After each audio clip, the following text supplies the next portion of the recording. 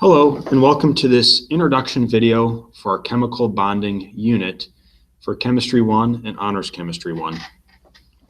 In this video, we're going to look specifically at defining what chemical bonding is by doing a flow chart, which I love flow charts. And then from there, we're going to look specifically at ionic compounds and Lewis dot diagrams. So let's begin. First, what is chemical bonding? By definition, we would say that it is an attraction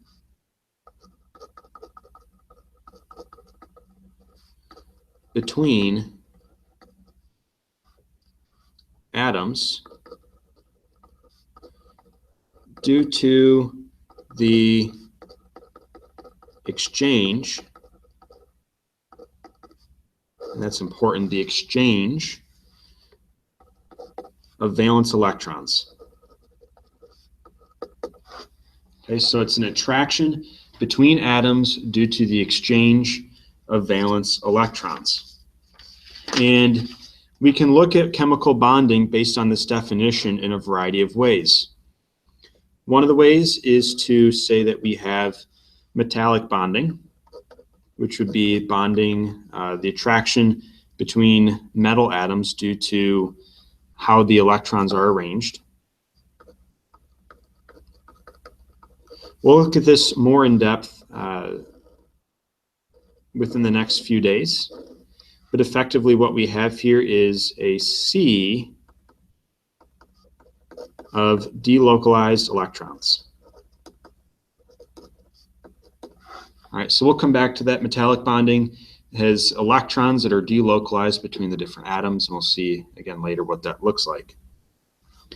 Another type of bonding where we have an exchange of valence electrons would be ionic bonding.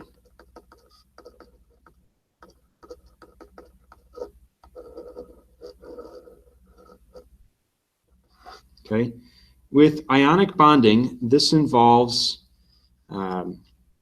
the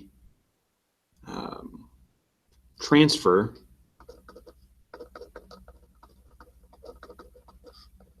of valence electrons,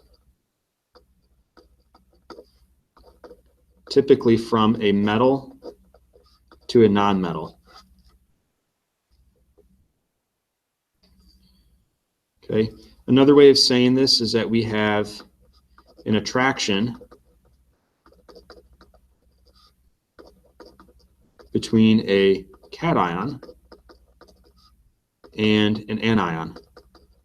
Remember that cations are positive and anions are negative. So we have this attraction between a positive and a negative. And we're going to see more so in the next, maybe by Monday or so, what exactly ionic bonding looks like as far as this transfer. As a sneak peek, effectively we have a metal, say sodium, with one valence electron, which I'll show you a little bit later how to do this Lewis dot structure. And say we have chlorine. Chlorine, if you look on your periodic table, has 7 valence electrons. Now to be stable, sodium would much rather lose its electron to achieve that octet, so to speak, and chlorine would much rather gain one because it has 7 and it wants 8. So what we do is we show an arrow demonstrating the transfer from metal to nonmetal, and the result is that we have a sodium cation and a chlorine anion that has its octet of valence electrons. So we get something like this. All right, and I'll do a lot more examples of this Monday to understand exactly what all is taking place. And if we go back to chemical bonding up here, so we've got metallic bonding and ionic bonding. A third type is covalent bonding.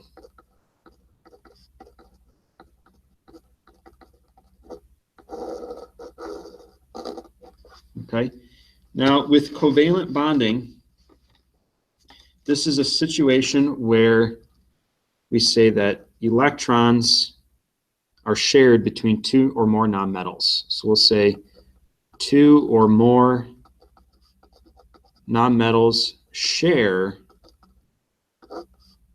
valence electrons.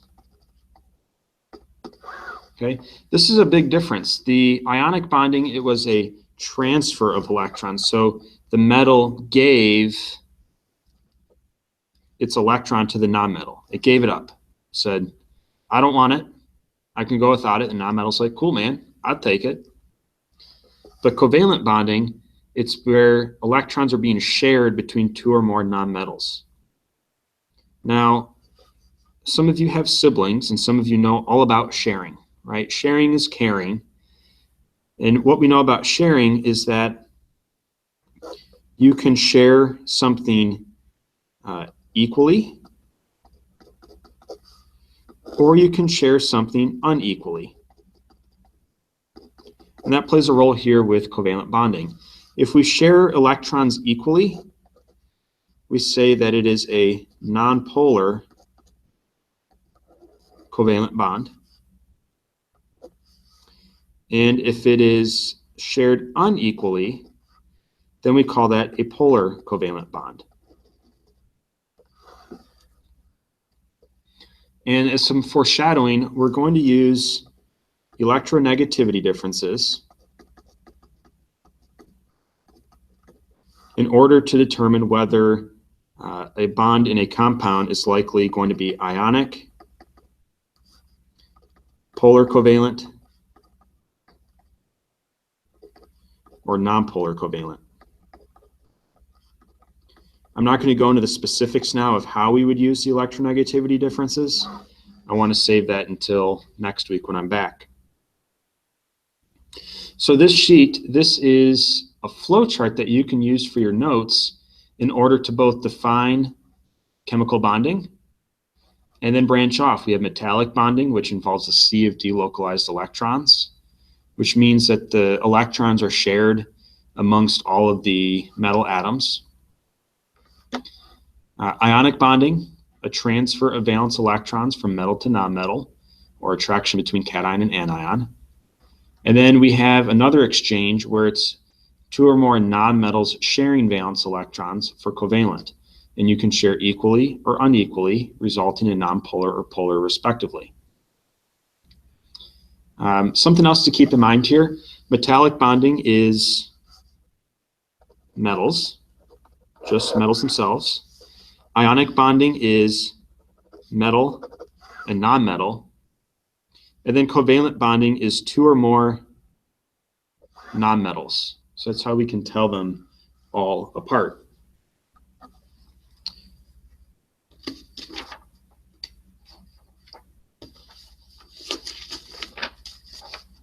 All right, so next what I want to go through real quick is to look at properties of ionic compounds.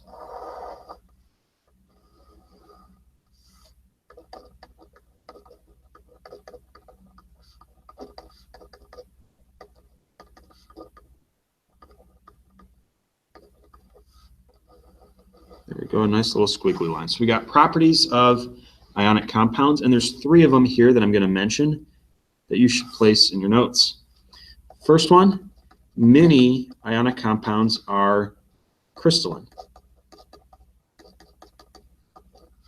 Okay, a lot like gemstones, if you want something to picture.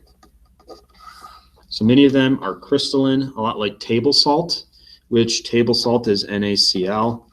That has a crystalline structure the way it's designed, or the way it appears. Ionic compounds have high melting points and high boiling points.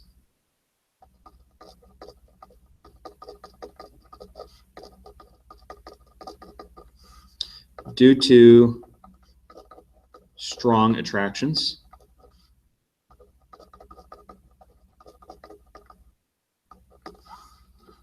Okay, we mentioned in class recently looking at why nonmetals had such low melting points, and said it was because they have such weak attractions between the particles.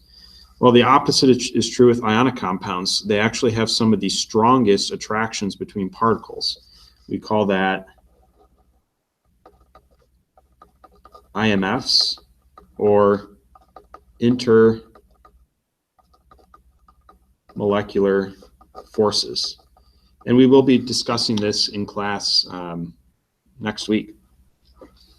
And then a third property, the third and last property of ionic compounds I want to demonstrate for you, is that ionic compounds will conduct electricity under two conditions. Okay, they will conduct electricity when molten, which means that we've taken our solid ionic compound and we've heated it up until it's melted. So it's molten, it's somewhat in a liquid state and can flow. And so we can put some charges or some like wires in there to see if there's any electricity that can be conducted, and it will be. So when molten, or when it's dissolved in water.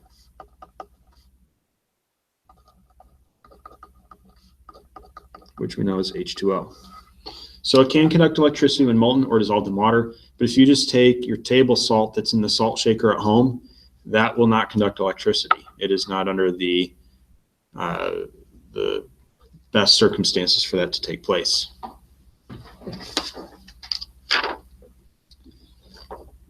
All right, so the next thing that I want to go through before ending for today is Lewis dot structures. Oops.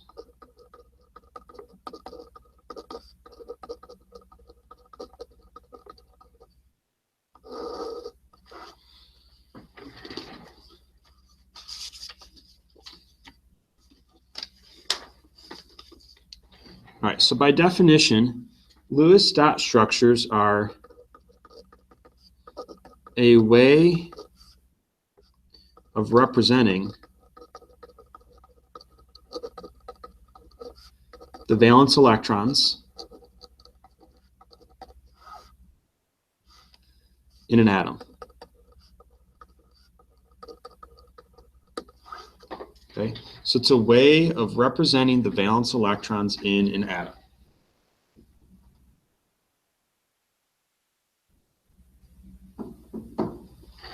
And here's how we go about doing this. Let's say we have hydrogen. All right, hydrogen has one valence electron. And we know this, that if we looked at kind of our ring diagram that we showed in class, hydrogen is in the first period, and it's in group 1, so it's one valence electron. So it looks like this. Okay. Another example, let's say we had lithium. Lithium has 3 electrons total, and it's in the second period. So here we've got lithium. There's 2 electrons in that first row. And we want 3 electrons total. So we go to the second period and we put in another electron. So now there's 3 electrons total. And as a result, there is 1 valence electron. Okay. What about aluminum? Aluminum on the periodic table has 13 electrons total, and it is in the third period.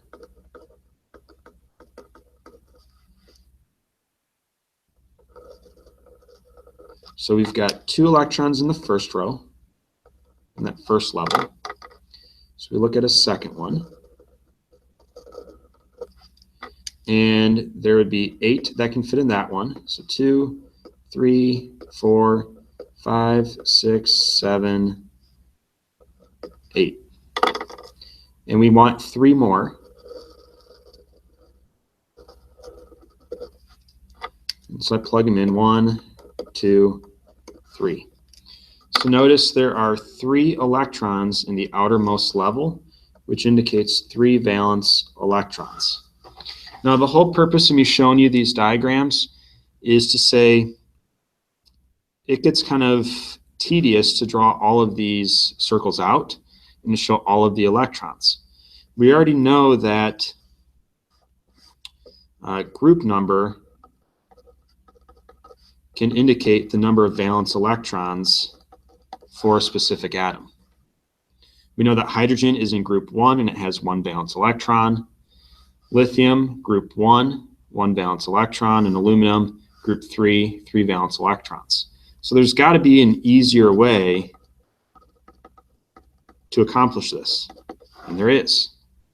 What you do is you take, in the case of hydrogen here, you write out the element symbol, and then we place however many electrons as dots around that symbol. So hydrogen has 1 valence electron, so I'm going to place 1 dot next to hydrogen, and that's the Lewis dot structure for hydrogen. For lithium, it has 1 valence electron, so I place the dot next to the symbol. Okay, now aluminum has 3, and so I've got to show 3 dots around aluminum. So I start, and I have something like this. Some of you might be asking, how do you know where to put the dots or what order to go in? And that's a great question. So let's say that we have some element X. What we have